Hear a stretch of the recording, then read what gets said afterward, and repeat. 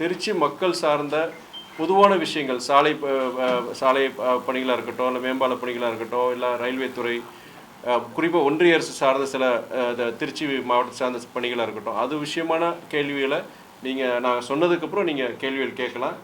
அரசியல் சார்ந்த கேள்வி கொஞ்சம் தவிர்க்கணும் நான் ஒரு வேண்டுகோள் விடுக்கிறேன். நான் உங்கள் எல்லாருக்கும். எல்லாம் ரெடிங்களா? ஸ்டார்ட் பண்ணலாங்களா? ஓகே. திருச்சி மாநகரத்தில் நடைபெற்று வரும் மேம்பால பணிகள், சாலை பணிகள் குறித்து நேற்று நேரில் சென்று ஆய்வு மேற்கொண்டேன். அதில் அந்த பணிகளில் காலதாமதம் ஏற்பட்டுள்ளது. அது எதனால் அந்த காலதாமதம் மற்றும் தற்போதைய அந்த பணிகளான எந்த நிலையில் உள்ளது, எப்போது அந்த பணிகள் நிறைவடையும் என்பதற்கான ஒரு விளக்கத்தை தான் நான் இப்போது அளிக்க விரும்புகின்றேன். முதல்ல நம்மளுடைய மாரிஸ் மேம்பாலம் கிட்டத்தட்ட உங்களுக்கு எல்லாருக்கும் தெரியும். நான் 2024 ஜூனில் தான் பொறுப்பேற்றேன். எனக்கு ஒரு பொறுப்பேற்று ஒரு 4-5 மாதங்கள் கிட்டத்தட்ட மார்ச் மாதம் 2025 மார்ச் மாதம் உங்களுடைய பத்திரிகை, குறிப்பாக உங்களுடைய பத்திரிகையாளர் தான் என்கிட்ட அந்த கோரிக்கையில் வச்சுருந்தாங்க. மாரிஸ் மேம்பாலம் பற்றியும் கேள்விகள் கேட்டிருந்தீங்க, அரிஸ்டோவுக்கு கேட்டிருந்தீங்க. அப்போ அந்த மார்ச் 2025 உங்களுக்கு எல்லாருக்கும் தெரியும், உடனே நம்மளுடைய டிஆர்எம், ரயில்வே டிஆர்எம் அவரை சந்தித்து, அன்றைய மேலாளர் அவர் பார்த்தீங்கன்னா அன்புடன் இருந்தார், அவரை சந்தித்து அந்த பழைய மைரஸ் அந்த ரயில்வே மேம்பாலம் பொறுத்த வரைக்கும் அதை நீங்கள் எடுத்தால் தான் பணிகளை ஆரம்பிக்க முடியும். மாநகராட்சி பொறுத்த வரைக்கும் அவங்களுடைய பணி எல்லாம் தோண்டி போட்டுட்டாங்க. கிட்டத்தட்ட ஒரு 6 மாதமாக 8 மாதமாக இதே மாதிரி தான் இருக்குன்னு சொல்லும்போது, நான் ஒரு 10 நாள் அதை அகற்றின்னு சொல்லிட்டு 4 நாட்கள்லாம் அந்த பழைய மேம்பாலத்தை அவங்க எடுத்ததுக்கப்புறம் தான் பணிகள் ஆரம்பித்தாங்க. ஸோ நான் தொடர்ந்து அதில் ஃபாலோ பண்ணிகிட்டு இருக்கிறேன். இது வரைக்கும் 2 தடவை அவங்க ஒரு தேதிகள் கொடுத்துருந்தாங்க. இத்தனை முதல்ல என்ன சொன்னாங்க, மார்ச்சில் முடிக்கிறேன்னு சொல்லியிருந்தாங்க. அதுக்கப்புறம் சில காரணங்களுக்காக அதுக்கப்புறம் மார்ச் பொறுத்த வரைக்கும் ஆகஸ்ட்னு சொல்லியிருந்தாங்க. இந்த ஆகஸ்ட் முடிக்கிறேன்னு சொல்லியிருந்தாங்க. நேற்று பார்க்கும்போது, ஆய்வு பண்ணும்போது அது ஆகஸ்ட்டில் முடியாது, செப்டம்பர், இனி ஒரு 40 நாள், செப்டம்பர் இறுதிக்குள்ளே நாங்கள் முடிச்சிடுறோம் அப்படின்னு சொல்லிட்டு ஒரு 40 நாள் கூட கேட்டிருக்கிறாங்க. நீங்கள் மாரிஸ் மேம்பாலத்தில் பார்க்கும்போது அங்கே பாலம் வேலையில் நடந்திருக்கு. ஆனால் பாலம் நிறைவு பெறும் மாதிரி இல்லைங்கிற சந்தேகம் உங்களுக்கு சரி பொதுமக்களுக்கு நிறைவேறக்கு இருக்குது. அதுக்கு காரணம் என்னென்னா அந்த ஃபேப்ரிகேஷன், என்னென்னா அந்த எல்லாமே உங்களுக்கு ஸ்டீல் ஃபேப்ரிகேஷன் தான் அந்த பாலம் ஃபுல்லாகவே. அது பொறுத்த வரைக்கும் புதுக்கோட்டை மாவட்டத்தில் அங்கே கீரனூருங்கிற இடத்துல அந்த ஃபேப்ரிகேஷன் வேலை நடந்திருக்கு. அங்கே நம்ம அலுவலகத்துலேருந்து நேரடியாக போய் அந்த ஃபேப்ரிகேஷன் ஒர்க் என்ன மாதிரி நிலைமை இருக்குன்னு பார்த்து ஆய்வு பண்ணியாச்சு. ஸோ அந்த ஃபேப்ரிகேட்டதை அப்படியே கொண்டு வந்து இங்கே அப்படியே அசம்பிள் பண்ணி இங்கே கொண்டு வந்து இங்கே மாற்றுறது தான். ஸோ அதெல்லாம் அந்த ஃபேப்ரிகேஷன் ஒர்க்கில் முடிஞ்சிருச்சு. ஸோ எங்களுக்கு என்ன செப்டம்பர் இறுதிக்குள்ளே உங்களுக்கு பயன்பாட்டுக்கு வரேன்னு சொல்லிட்டு யார் நம்முடைய மாநகராட்சி சார்ந்த அதிகாரிகளும் சரி, ரயில்வே துறை அதிகாரிகளும் அவங்க வாக்குறுதி கொடுத்துருக்குறாங்க. நானும் அதை செக் பண்ணிட்டேன். ஸோ அது அடுத்து அரிஸ்டோ மேம்பாலம் பொறுத்த வரைக்கும் அவங்க ஜூனில் முடிக்கிறேன்னு சொல்லியிருந்தாங்க. அதில் அங்கே கான்ட்ராக்டர்னால சில பிரச்சனை இருந்து அதனால தான் அந்த காலதாமதம் ஏற்கனவே ஏற்பட்டிருந்தது. அதுக்கப்புறம் ரயில்வே துறை அமைச்சரை நேரில் சந்தித்து இந்த பிரச்சனை சொன்னதுக்கப்புறம் துரிதமான நடவடிக்கை, கடந்த கால சில தவறுகள்லாம் நடக்காத மாதிரி அவங்க ரயில்வே அதிகாரிகள் அதை ஒத்துழைச்சாங்க. ஆனால் இப்போ என்னென்னா மேற்கொண்டு ஒரு 5 மாதங்கள் டிலேன்னு சொல்லியிருக்கிறாங்க. அது காரணங்கள் சொல்லியிருக்கிறாங்க. இப்போது அவங்க யார்கிட்ட கொடுத்த அந்த ஜூனுக்கு பதிலாக அவங்க டிசம்பர் 2026 அதில் கண்டிப்பாக நாங்கள் இறுதிக்குள்ளே நாங்கள் முடிச்சிருவோம், செயல்பாட்டுக்கு வந்துடும் சொல்லி அவங்க கொடுத்துருக்குறாங்க. 3வது பொறுத்த வரைக்கும் நம்முடைய டவுன் ஸ்டேஷன் இருக்கிற மேம்பாலம், ரயில்வே மேம்பாலம் உங்களுக்கே தெரியும் 2012 அது சாங்ஷன் பண்ணியிருந்தாங்க. 2012 சாங்ஷன் பண்ணதுக்கப்புறம் லேண்ட் எக்விசிஷன், நில கையகப்படுத்தல நிறைய பிரச்சனை இருந்தாலும் சுப்ரீம் கோர்ட் வரைக்கும் போனாங்க. அதுக்கப்புறம் 2018 தான் நில கையகப்படுத்துகிற அந்த இதெல்லாம் ஒரு தீர்வு ஏற்பட்டு 2023 தான் ஃபண்ட் சாங்ஷன்லாம் ஆகி அந்த பணிகள் தொடங்கினாங்க. 2023 ஆரம்பித்தாலுமே இப்போது வரைக்கும் பார்த்தீங்கன்னா கொஞ்சம் நிறைய காலதாமதம் ஏற்பட்டிருந்தது. இப்போ நான் நேற்று அந்த இடத்துல போயிருக்கும்போது அங்கே இருக்கிற எலக்ட்ரிக்கல் கேபிள் பொறுத்த வரைக்கும் அதை எடுத்தால் தான் அவங்க ரயில்வே துறை வேலை செய்ய முடியும்னு சொல்லும் பொழுது அவங்க அங்கே இருக்கிற நம்மளுடைய மின்வாரிய அதிகாரிகளும் மூத்த அதிகாரி அவங்களே வரவழைச்சு பேசும்பொழுது அவங்களுக்குள்ள ஒரு ஒத்த கருத்து ஏற்படலை. நேற்று மாலை மறுபடியும் இங்கே ஆஃபீஸ் கூப்பிட்டு வச்சு கிட்டத்தட்ட ஒரு 1.5 மணி நேரம் நாங்கள் டிஸ்கஸ் பண்ணோம். ரயில்வே துறை அதிகாரிகள், மின்வாரியம், அங்கே நம்முடைய மாநில நெடுஞ்சாலைத்துறை அதிகாரி எல்லாருமே பேசியது. ஏன்னா ஒருத்தர் ஒன்று சொல்லிட்டு இருந்தாங்க, அந்த பணிகளில் ஒரு தொய்வு ஏற்பட்டிருந்தது. இன்று காலை மறுபடியும் அவங்களை வர சொல்லி ஒரு தீர்வு ஏற்பட்டுள்ளது. தீர்வு ஏற்பட்டு அவங்க உடனடியாக அந்த மின்வாரியம் பொறுத்த வரைக்கும் அந்த கேபிளை வந்து எடுத்துட்டு அங்கே டெம்பரரியாக எடுத்துட்டு அவங்களுடைய ரயில்வே துறை பொறுத்த வரைக்கும் அந்த இடத்துல அந்த வேலையை ஆரம்பிக்கிறதுக்கு உண்டான இதை சொல்லியிருக்கிறாங்க. அது என்னன்னா உங்களுக்கு அவங்க சொல்லியிருக்கிறது வந்து நம்ம டவுன் ஸ்டேஷன் பொறுத்த வரைக்கும் அடுத்த ஆண்டு 2027 ஆகஸ்ட் இறுதிக்குள்ள அது முடிஞ்சிடும் சொல்லியிருக்கிறாங்க. அதுக்கு அடுத்தபடியாக நம்முடைய பஞ்சப்பூர் பஸ் ஸ்டாண்ட், புது பஞ்சப்பூர் பஸ் ஸ்டாண்டையும் அந்த நம்முடைய கிராப்பட்டிங்கிற அந்த பகுதி இணைக்கிற அந்த பாலம் பொறுத்த வரைக்கும் அது நேற்று பார்க்கும்போது வேலையில் நடந்துட்டு இருந்தது. நவம்பர்ல ஷெட்யூல் கம்ப்ளீஷன் பொறுத்த வரைக்கும் இந்த வருஷம் நவம்பர்ல சொல்லியிருந்தாங்க. அதுல அங்க இருக்கிற மண்கண்டத்துடைய தன்மை கொஞ்சம் சவாலா இருந்ததுனால அதுல ஒரு 2 மாசம் டிலே, ஜனவரி 2027 அடுத்த வருஷம் ஜனவரி 2027 உள்ள முடிஞ்சிடும் அவங்க சொல்லியிருக்கிறாங்க. அடுத்த முக்கியமான என்னன்னா நம்மளுடைய உங்களுக்கே தெரியும் பஞ்சப்பூர்ல இருக்கிற நம்முடைய மதுரை சென்னை அந்த தேசிய நெடுஞ்சாலையும் நம்முடைய திண்டுக்கல் நெடுஞ்சாலையும் கரூர் நெடுஞ்சாலையும் இணைக்கிற அந்த இணைப்பு சாலை லிங்க் ரோடு பொறுத்த வரைக்கும் உங்களுக்கு வந்து சாங்ஷன் வந்து போன வருஷம் 2025 சாங்ஷன் பண்ணியிருந்தாங்க. 18 மாசத்துல முடிக்கிறேன்னு சொல்லியிருந்தாங்க. கிட்டத்தட்ட 10 கிலோமீட்டர் பல இடத்துல பார்த்தீங்கன்னா எலிவேட்டட் அந்த பிரிட்ஜ் மாதிரி சில இடங்கள்ல வருது.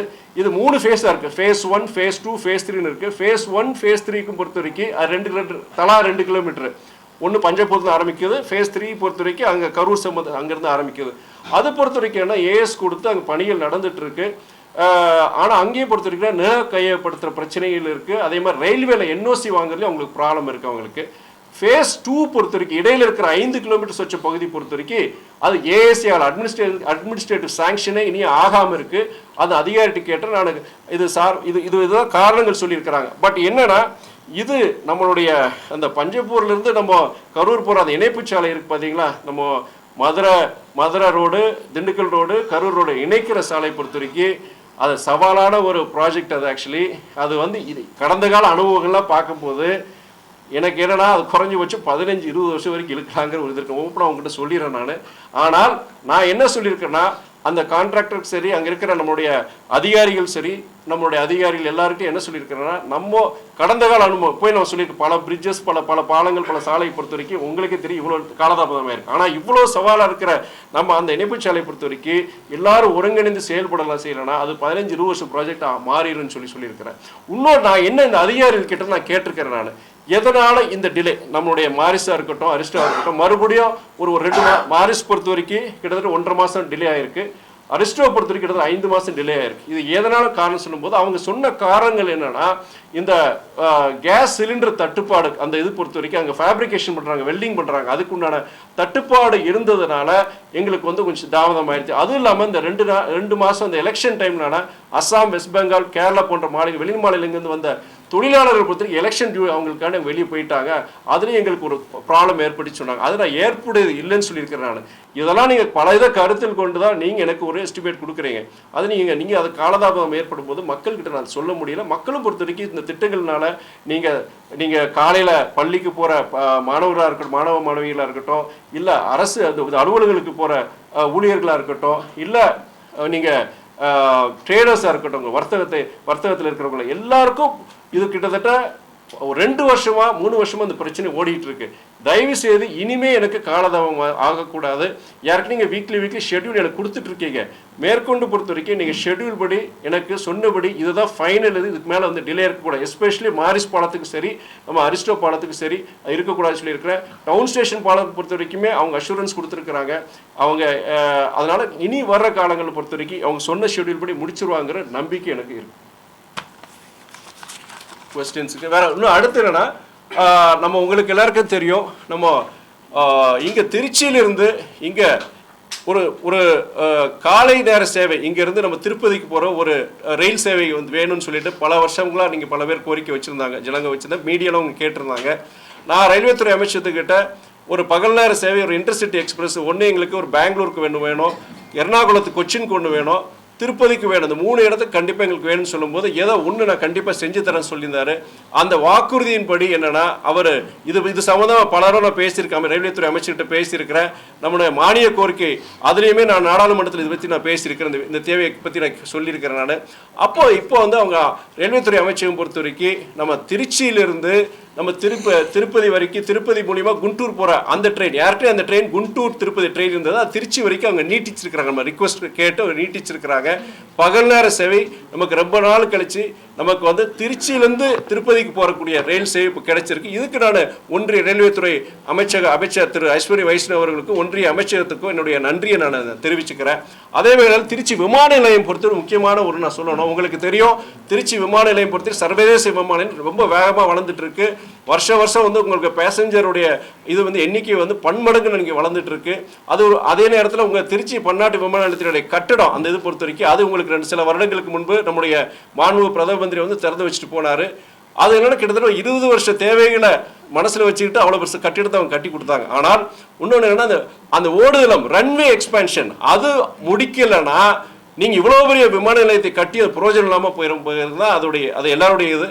அதே நேரத்தில் என்னன்னா இப்போ அந்த விமான நில ஓடுதளத்துக்கு விரிவாக்கத்துக்குடைய நிலம் அது ஒரு மிகப்பெரிய பிரச்சனையாக இருந்தது. நான் 2024 ஜூனில் நான் பொறுப்பேற்கும் போது என்கிட்ட முக்கியமான கோரிக்கை என்ன சொன்னாங்கன்னா, அந்த ஓடுதளம் பொறுத்த வரைக்கும் கிட்டத்தட்ட 15 வருஷமாக ப்ராப்ளம் இருக்குன்னு சொல்லும் பொழுது கண்டிப்பாக நான் முயற்சி செய்வேன்னு சொன்னேன். அந்த நில கையகப்படுத்துறதுல கிட்டத்தட்ட 100% அது முடிஞ்சிருச்சு. போன ப்ரெஸ் மீட்டில் உங்கள்கிட்ட சொல்லியிருந்தேன். முடிஞ்சு நம்முடைய திருச்சி விமான நிலைய நிர்வாகம் அந்த நில கையகப்படுத்தக்கூடிய நிலத்தில் நாங்கள் முடிச்சுட்டோம்.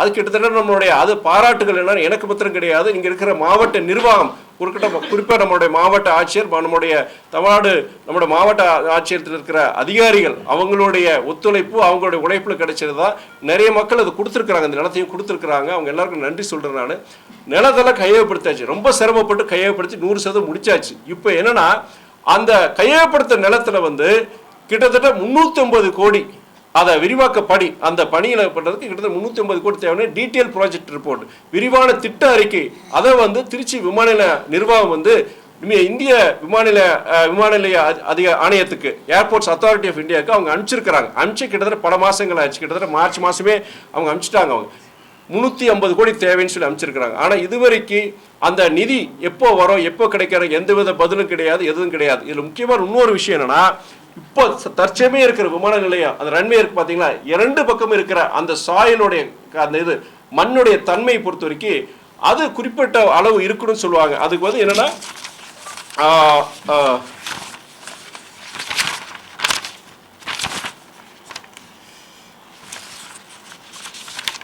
கலிஃபோர்னியா பேரிங் ரேஷன் சொல்லுவாங்க. அதன்படி வந்து குறிப்பிட்ட அந்த மண்ணுடைய தன்மை இருக்குன்னு சொல்லுவாங்க. அது வந்து நம்மளுடைய அந்த தரத்தின்படி இல்லை. 2027 டிசம்பருக்குள்ள அதை மாற்றி அமைச்சர்னு சொல்லிட்டு நம்ம திருச்சி விமான நிலைய நிர்வாகம் வந்து ஒரு வாக்குறுதி கொடுத்துருக்குறாங்க.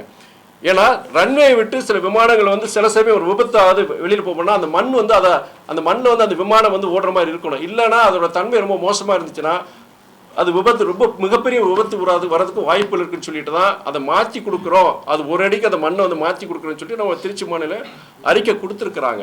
2027 டிசம்பருக்குள்ளே மாற்றிடுன்னு சொல்லிட்டு. ஆனால் இப்போ இருக்கிற விமான சேவைகள் இருக்கும்போது அதை மாற்ற முடியாத சூழ்நிலை இருக்குது. இந்த ரன்வே எக்ஸ்பேன்ஷன் பண்ணிட்டா வச்சுக்கோங்க, இப்போ அந்த புதுசாக எக்ஸ்பேண்ட் பண்ண அந்த பகுதியில பொறுத்த வரைக்கும் இப்போ அந்த விமான சேவைகள் மறுபடியும் அதை தொடங்கலாம். அந்த பழைய இடத்துல வந்து இந்த ரிப்பேர் ஒர்க்கு அந்த பண்ணலாம். அவங்க அந்த மண்ணை மாற்றி செய்கிற வேலையை பண்ணலாம். இப்போ இதை கருத்தில் கொண்டு நம்முடைய ஒன்றிய அரசு சரி, நம்முடைய விமானத்துறை அமைச்சகமும் சரி, இந்த விமான நிலைய அந்த ரன்வே எக்ஸ்பான்ஷனுக்கு உண்டான அந்த நிதி 350 கோடியை வந்து விரைவில் அவங்க சாங்ஷன் பண்ணுங்கிறது என்னுடைய அன்பான ஒரு வேண்டுகோள். இது வந்து இனிய காலதாமதம் செய்யாதீங்க. கிட்டத்தட்ட 13-14 வருஷமாக அந்த ரன்வே எக்ஸ்பான்ஷன் பேசிகிட்டே தான் இருக்கிறோம். நம்முடைய தமிழ்நாடு அரசு, நம்மளுடைய திருச்சி மாவட்ட நிர்வாகம் வந்து சிரமப்பட்டு நம்ம திருச்சி மக்களும் சரி அவங்களுடைய தங்களை நிலங்களை கொடுத்து இப்போ நிலம் கிடைச்சிருச்சு. ஆனால் அந்த விரிவாக்கத்துக்கு உண்டான அந்த நிதி 350 கோடியை நம்முடைய விமான போக்குவரத்து துறை அமைச்சகம் அதுக்குண்டான நிதியை உடனே கொடுக்கணும். ஏன்னா உங்களுக்கு எல்லாருக்கும் தெரியும், இன்னைக்கு திருச்சி மாத்திரம் கிடையாது, மத்திய தமிழ்நாட்டுக்கு வந்து ஒரு சர்வதேச நுழைவு வாயிலாக இருக்கிறது நம்ம திருச்சி பன்னாட்டு விமான நிலையமாக இருக்குது. இங்கே தொழில் வளர்ச்சிக்கும் சரி, இன்னைக்கு பல்வேறு இதுக்கு வந்து இந்த தொழில் வளர்ச்சிக்கு சரி திருச்சிக்கு மாத்திரம் கிடையாது, மத்திய தமிழ்நாட்டுடைய தொழில் வளர்ச்சிக்கு இந்த விமான நிலைய வளர்ச்சி பெரிதும் பங்களிக்குங்கிறது எல்லாருக்கும் நமக்கு தெரியும். இனியும் காலதாமதம் ஆகக்கூடாது என்னுடைய அன்பான வேண்டுகோளை நான் இந்த நேரத்தில் விடுக்கிறேன்.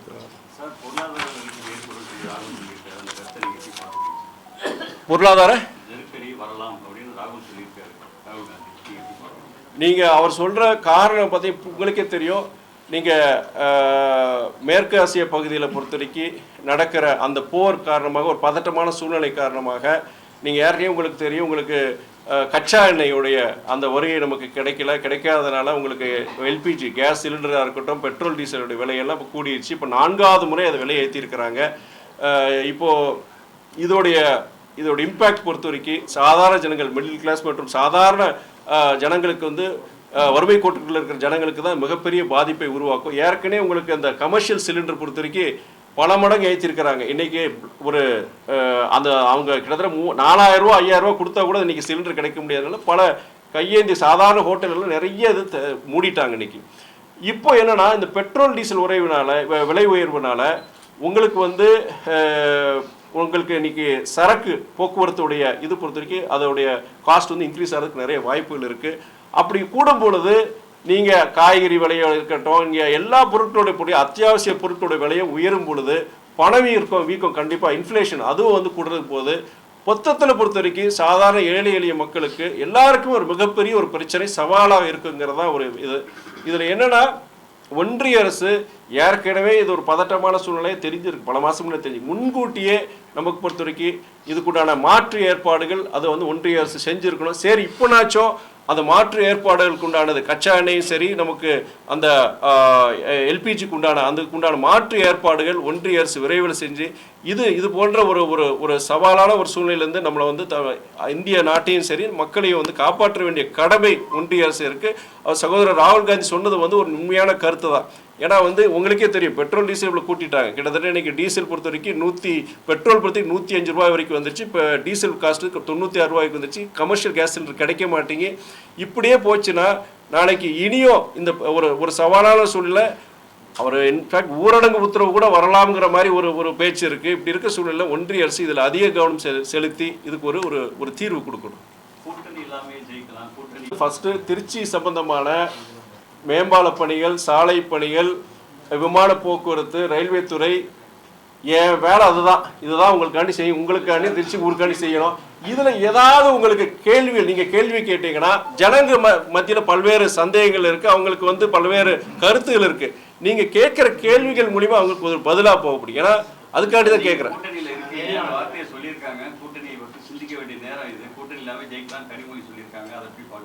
இது அவங்க சகோதரி அவங்களுடைய அக்கா கனிமொழி அவங்களுடைய கருத்து. அது நீங்கள் அவங்ககிட்ட தான் கேட்கணும். எங்களை பொறுத்த வரைக்கும் எங்கள் இயக்கம் மறுமலர்ச்சி திமுக பொறுத்த வரைக்கும் நாங்கள் எங்கள் இயக்கத்தை வலுப்படுத்தணும். அது எங்கள் அதை பற்றி நான் சொல்ல முடியும். கூட்டணி பொறுத்த வரைக்கும் அவங்க கருத்து வந்து நீங்கள் அவங்ககிட்ட தான் நீங்கள் கேட்கணும், அக்கா கிட்ட தான் கேட்கணும். இல்லை, அவங்க என்ன சொல்லியிருக்காங்க நான் பார்த்தேன், நான் படித்தேன். அவங்க என்ன சொல்லியிருக்கிறாங்கன்னா வர்ற காலங்களில் பொறுத்த வரைக்கும் கூட்டணி பலம் இல்லாமலே நமக்கு திமுக வெற்றி பெறக்கூடிய ஒரு சூழ்நிலையை உருவாக்கணும், கட்சியை வலுப்படுத்தணும்னு சொல்லியிருக்காங்க. அது எந்த ஒரு இயக்கமும் அதே கருத்தை நாங்களும் சொல்லலாம் இல்லையா? நாங்களும் சொல்லலாம், பிற இயக்கங்களும் சொல்லலாம். அது ஒரு இயக்கத்திற்கு உண்டான ஒரு வளர்ச்சிக்காண்டியும் இயக்க நலனுக்காகவும் சொல்ல வேண்டிய கருத்து. அது அவங்களுடைய திமுகக்காண்டி அவங்க சொல்கிற கருத்து. இப்போ அதே கருத்து வந்து எல்லா கட்சிகளுக்கும் உகந்தது தான். தோல்வியை சந்திச்சதுனால கூட்டணி இல்லாமே ஜெயிக்கலாம் அப்படிங்கிற மாதிரி சொல்லியிருப்பாங்களோ அந்த அதாவது கேள்வியும் நானே பதிலும் நானேங்கிற நீங்களே சொல்லிட்டீங்க நீங்கள். அதனால் வந்து என்னென்னா அவங்க கருத்து அது வந்து என்ன எல்லாருக்கும் அது பொருந்தும். என்னென்னா கூட்டணி இல்லை, நம்ம தனிச்சு நிற்கணும், நமக்குன்னு ஒரு தனித்தன்மை இருக்கணுங்கிறது எல்லா கட்சிக்காரங்களோட விருப்பம். அது பொறுத்த வரைக்கும் அவங்க கருத்து தவறுகள் தான் சொல்லுவாங்க.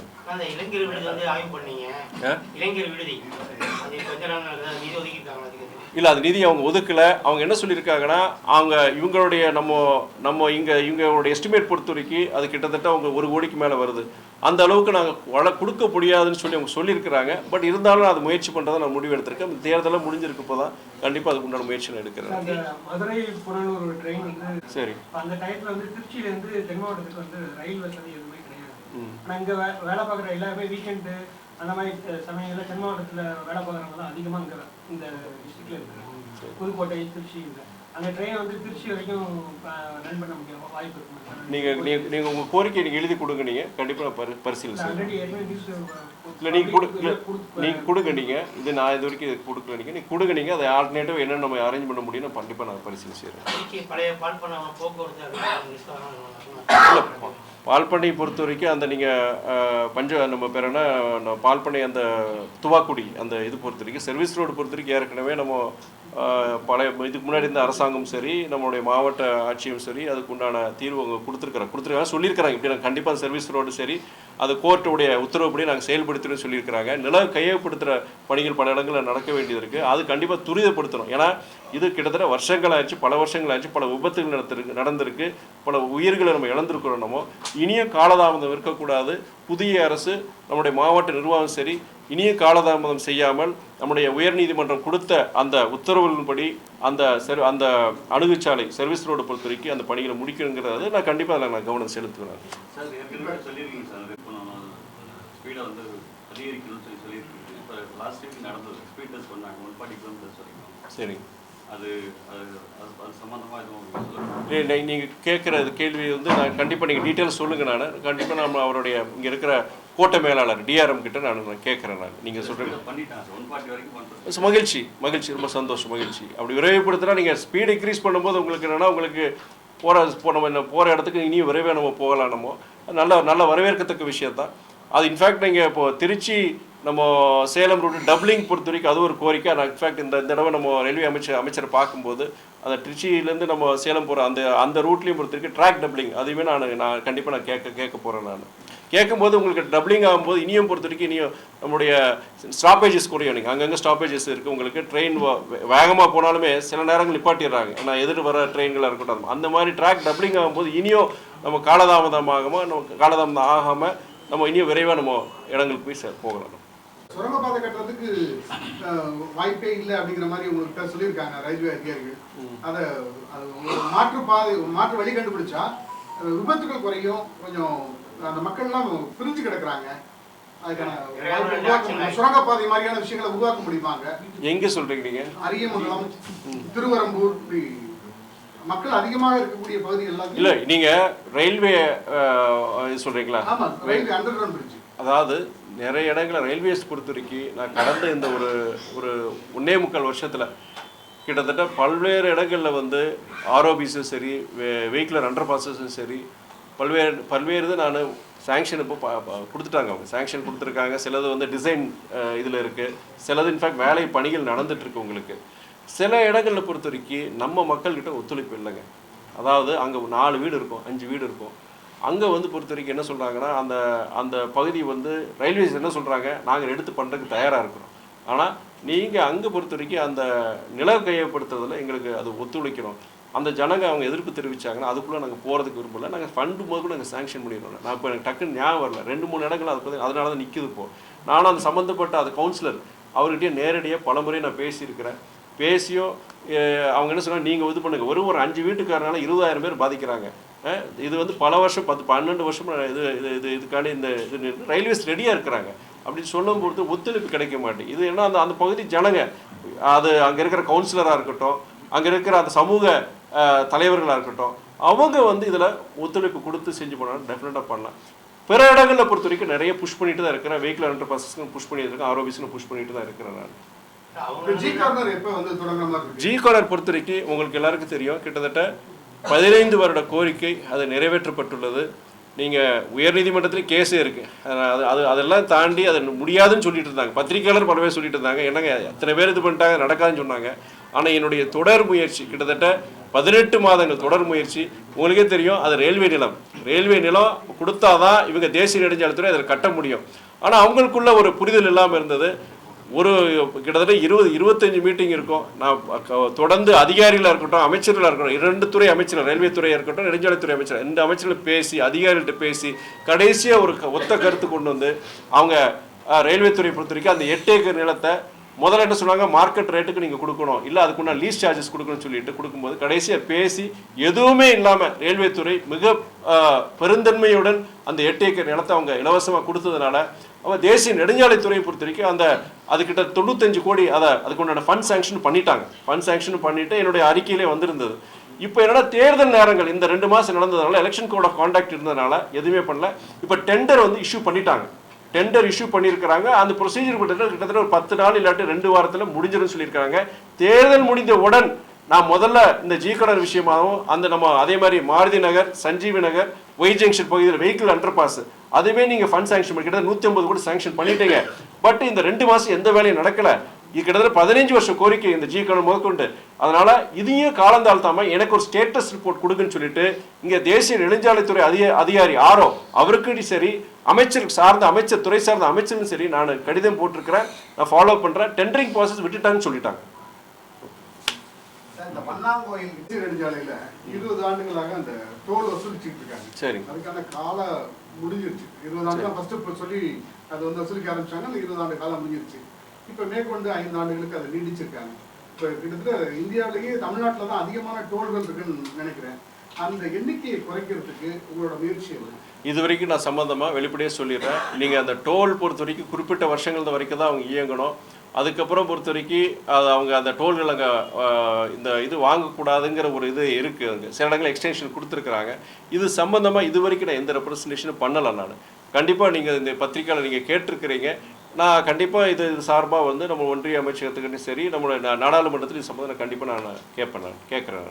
திருச்சி தஞ்சை தேசிய நெடுஞ்சாலை இதெல்லாம் கையப்படுத்த வேண்டியது இருக்கு, சர்வீஸ் ரோடு போட வேண்டியது இருக்கு. திருச்சி தஞ்சை சரி. ஆனா திருச்சி கரூர் தேசிய நெடுஞ்சாலையில 16 ஆண்டுகளுக்கு முன்பே நிலம் கையகப்படுத்திட்டாங்க. படுத்தின நிலத்தை, பணம் கொடுத்த நிலத்தை இன்னும் அந்த விவசாயிகள், அந்த மக்கள் தான் பயன்படுத்திட்டு இருக்காங்க. அதை எடுத்து ரோடு போடக்கூடிய பணி இன்னும் நடக்காம இருக்கு அப்படிங்கிற ஒரு குற்றச்சாட்டை அந்த பகுதி மக்கள் தொடர்ச்சியா சொல்லிட்டே இருக்காங்க. நிறைய விபத்துகள் நடக்குதாங்க கரூர் பைபாஸ்ல, அந்த திருப்பாயத்துறையில இருந்து திருச்சி வரைக்கும். திருச்சி கரூர் பொறுத்த வரைக்கும் நான் அதை ஒத்துக்கிறேன். நானே பல முறை அந்த சாலையில் நான் போகிறேன். நான் ரொம்ப குறுகிய சாலை, பல நேரங்களில் விபத்து. இப்போ சமீபத்தில் கூட ஒரு விபத்துகள் நடந்தது, நம்ம அவங்க பத்திரிகையில் படிச்சிருந்தேன். நான் அது என்னென்னமோ தேசிய நெடுஞ்சாலைத்துறை கிட்ட வந்து நான் அமைச்சகத்துக்கிட்ட நான் கேட்டிருந்தேன். இது நீங்கள் இந்த குறிப்பாக இந்த திருச்சி கரூர் இந்த சாலையை பொறுத்த வரைக்கும் இதில் ஏன் வந்து நீங்கள் சொல்கிற பல ஆண்டுகளுக்கு முன்பே லேண்ட் அக்விசிஷன் நில கையப்படுத்தி முடிஞ்சிருச்சு, ஏன் வந்து அது பண்ணாமல் இருக்கிறீங்க அப்படின்னு சொல்லி நான் இன்ஃபேக்ட் பார்லிமெண்ட்லேயும் கேட்டிருந்தேன். கேள்வி நேரத்துலையும் அதை நான் குறிப்பிட்டிருந்தேன். அது சரியான பதில் எனக்கு கிடைக்காத பட்சத்தில் அமைச்சரை நேரில் போய் சந்தித்து நான் கேட்ட கேள்வி கூட சரியான பதில் எனக்கு கிடைக்கலன்னு சொல்லிட்டு இதை பற்றி நான் கேட்கும்போது அவங்க என்ன சொன்னாங்கன்னா, நீங்கள் இந்த திருச்சி கரூர் நெடுஞ்சாலை ஒரு சைடு உங்களுக்கு தெரியும் ஆறு இருக்குது, ஒரு சைடு வந்து உங்களுக்கு ட்ராக் இருக்குது உங்களுக்கு. இதில் என்னென்னா மேற்கொண்டு அங்கே வந்து விரிவுபடுத்துறதுக்கு உண்டான அங்கே சூழல் கிடையாது. நாங்கள் அதெல்லாம் புதுசாக க்ரீன்ஃபீல்டு, அதாவது புதுசாக நாங்கள் அந்த ரூட் இல்லாமல் நாங்கள் வேறு இடம் நாங்கள் பார்த்து ஐடென்டிஃபை பண்ணிட்டோம். பட் அந்த கான்ட்ராக்டருக்கு உண்டான அந்த பர்டிகுலர் அந்த பீரியட் வச்சுருப்பாங்க, அது அவங்களுக்காக கொடுத்துருப்பாங்க, அவங்க தான் டோல் போட்டு வசூல் பண்ணிகிட்டு இருப்பாங்க. அது வந்து முடிகிறதுக்கு இனி சில மாதங்கள் தான் இருக்குது. அது முடிஞ்ச உடனே இந்த புதுசாக அந்த க்ரீன்ஃபீல்டு அந்த ஹைவே, அதாவது நம்ம திருச்சியிலேருந்து கரூர் போகிறது, கரூர் சேலம் போகிற அந்த இது வந்து கண்டிப்பாக நாங்கள் பண்ணிடுவோம். இது இன்ஃபேக்ட் காலதாமதம் ஆகிருக்கு. நான் இந்த காரணத்துக்காண்டி இப்போ இருக்கிறதெல்லாம் நாங்கள் விரிவுபடுத்தக்கூடிய சூழ்நிலை கிடையாது, சாத்தியம் படாது. அதனால் நாங்கள் புதுசாக ஐடென்டிஃபை பண்ணியிருக்கோம். ஆனால் இப்போவே அதை எடுத்தானா இப்போ எடுத்துருக்கிற அந்த கான்ட்ராக்டரை பொறுத்த வரைக்கும் நாளைக்கு கோர்ட்டுக்கு போகலாம். இந்த சூழலை பொறுத்துட்டு எடுக்க முடியாது. பட் இது நாங்கள் கண்டிப்பாக நான் செய்யணும்னு சொல்லிட்டு நேரடியாக அமைச்சரே அதிகாரி மூலிமா எனக்கு பதில் சொல்லியிருந்தார். ஆனால் அந்த திருச்சி கரூர் பொறுத்த வரைக்கும் அது செய்ய வேண்டிய விஷயம். ஏன்னா பல உயிரிழப்புகள், நானே போகும்போது நான் ரொம்ப பயப்படுற ரூட் வந்து அந்த திருச்சி கரூர் ரூட். நான் ஒத்துக்கிறேன். அது கண்டிப்பாக என்னுடைய அதிக கவனமும் அதில் செலுத்துவேன். சரிங்க, நான் கண்டிப்பாக நீங்கள் அது நீங்கள் சொன்ன மீட்டிங் முடிஞ்ச பிறகு நீங்கள் கொடுங்க. நீங்கள் அது ஹைமாஸ் பொறுத்த வரைக்கும் பெரிய இஷ்யூ கிடையாது. நான் கண்டிப்பாக அதை பரிசீலனை செய்ய கொண்டு வந்து அது அங்கே ஸ்பாட் விசிட் மாதிரி பண்ண சொல்கிறேங்க. அந்த அலுவலகத்துலேருந்து தேவைப்பட்ட கூட உடனே நிறைவேற்றி கொடுத்துட்றேன் நான். ஓகேங்களா?